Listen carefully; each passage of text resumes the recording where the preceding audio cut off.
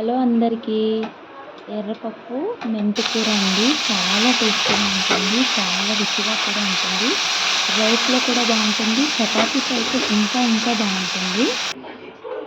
చపాతీ అయినా రోటీ అయినా చేసుకోండి. రోటీ అయితే ఆయిల్ లేకుండా ఉంటుంది, చపాతీ అయితే ఆయిల్ ఉంటుంది. ఇలా ఎర్రపప్పుని పప్పు కనిపించేటట్టుగా చేసుకోవాలి. ఇంకా ఉల్లిపాయలు, ఒక పచ్చిమిరపకాయతో తింటే అబ్బబ్బబ్బా వేరే లెవెల్ టేస్ట్ అయితే చాలా బాగుంటుందండి. ఒక్కసారి నా స్టైల్లో మీరు కూడా ట్రై చేయండి, మళ్ళీ మళ్ళీ చేసుకొని అదే తింటారు. ఎర్రపప్పు నానబెట్టి పెట్టుకోవాలి. నానబెట్టుకున్నా పర్వాలేదు, నానబెట్టుకోకపోయినా పర్వాలేదు. నానబెట్టుకుంటే వాటర్ యాడ్ చేసే అవసరం ఉండదు. అదే నానబెట్టకపోకపోతే కొంచెం కొంచెం వాటర్ అనేది యాడ్ చేసుకోవాలండి. ఈ విధంగా ఉల్లిపాయ పెట్టుకొని తింటే చాలా బాగుంటుంది. ఫస్ట్ కడాయి పెట్టుకొని ఆయిల్ వేసుకోండి.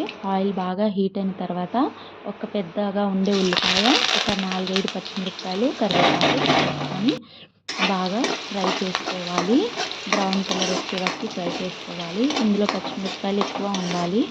పచ్చిమిరపకాయలతో టేస్ట్ చాలా బాగుంటుంది ఈ కర్రీకి. సగం ఉల్లిపాయలు వేగాయి అన్న తర్వాత అల్లం వెల్లుల్లి పేస్ట్ మీకు తగినంత మీరు యాడ్ చేయండి, మీ మెంబర్స్ని బట్టి. దాని తర్వాత కొంచెం పసుపు యాడ్ చేసుకోండి. పసుపుని కూడా కొంచెం యాడ్ చేసుకోండి. తర్వాత కారం, కొంచెం గరం మసాలా, ఉప్పు మొత్తం యాడ్ చేసేసాను. టమాటోలు పెద్దగా కట్ చేశాను. ఒక్కటి లేదా చిన్నవైతే 2 టమాటాలు వేసుకోండి, పెద్దవైతే ఒక్కటే వేసుకోండి సరిపోతుంది. ఎందుకు ఇలా కట్ చేశానంటే తెలుస్తుంది ముందు.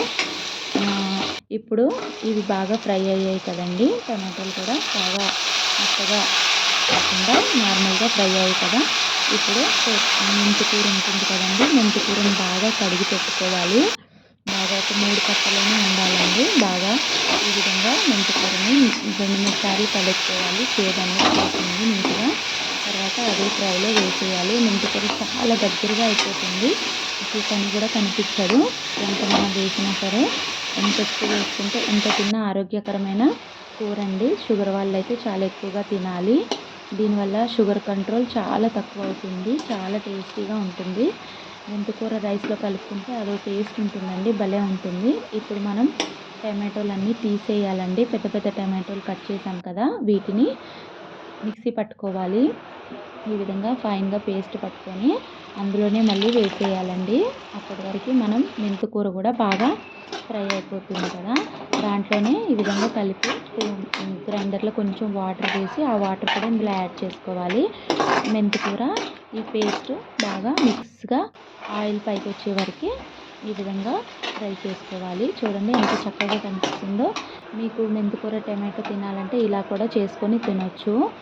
ఈ విధంగా నేను ఇప్పుడు కనిపిస్తుంది కదా, ఆ విధంగా. లేదు ఇందులో పప్పు యాడ్ చేసుకుంటే ఇంకా బాగుంటుందండి. అప్పట్లో మన ఊర్లో శనగకూర, మెంతికూర ఇట్లా పండినప్పుడు ఫ్రెష్గా తెచ్చుకొని ఈ ఎర్రపప్పు వేసుకొని వండుకుంటారండి ఎక్కువగా. మీకు తెలిస్తే కామెంట్ చేయండి, మేము కూడా వండుకుంటామని. ఈ విధంగా ఎర్రపప్పు అనేది కొంచెం వాటర్లో బాగా 2 లేదా 3 టైమ్స్ కడిగి బాగా పెట్టుకోవాలి. మెంతికూర బాగా దగ్గరికి అయింది అన్న తర్వాత మనం ఈ పప్పును వేసుకోవాలి. పప్పులో చాలా వాటర్ ఉంది కదండి, మనం తీసినప్పుడే తెలుస్తుంది వాటర్ అంతా. ఆ వాటర్ అంతా అయిపోయే వరకు రోటీ పెట్టాలండి పొయ్యిని.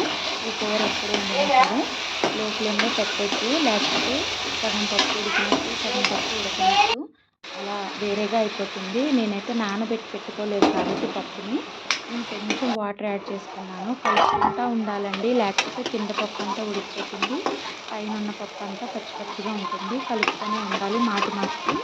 అందులోనే మనకి పప్పు అంతా ఒకే రకంగా ఉడికిందా లేదని తెలుస్తుందండి.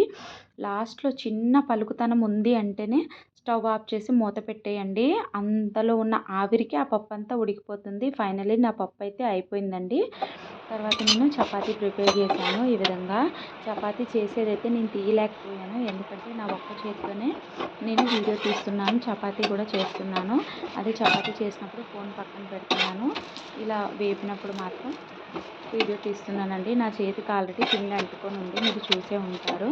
ఈ విధంగా చపాతీలు అనేవి చేసుకోవాలి. నా చేతితో చపాతీలు రౌండ్గానే వస్తాయండి. ఈ విధంగా నీట్గా చపాతీని ఆయిల్ వేసుకొని చేసుకోవాలండి. బాగుంటుందండి, చాలా బాగుంటుంది ఈ కర్రీ అయితే. ఒక్కసారి నీళ్ళల్లో ట్రై చేయండి. చపాతీ తిన్న వాళ్ళకి ఈ కర్రీతో ఇస్తే చాలా బాగుంది అని అంటారు. చూడండి లాస్ట్ ఫైనల్ నా కెమెరా కొంచెం ఏదైనా జిడ్డు పట్టుకుందేమో ఆ విధంగా కనిపించింది. ఇలా 3 చపాతీ ఫైనల్ లుక్ చేసుకొని బాగా ఉల్లిపాయలు మంచిగా పొడుగ్గా ఉన్న ఒక ఉల్లిపాయ కట్ చేసుకొని ఒక పచ్చిమిరపకాయ పెట్టుకొని ఈ పప్పు వేసుకొని చపాతీతో తింటే మన ఊరిలో ఉండే రోజులు గుర్తుకొస్తాయి. చాలా టేస్టీగా అనిపిస్తుంది. ఇప్పటికి కూడా చాలామంది ఇలా చేసుకొని తింటారండి. మీకు నచ్చితే like and share and subscribe. Thank you for watching.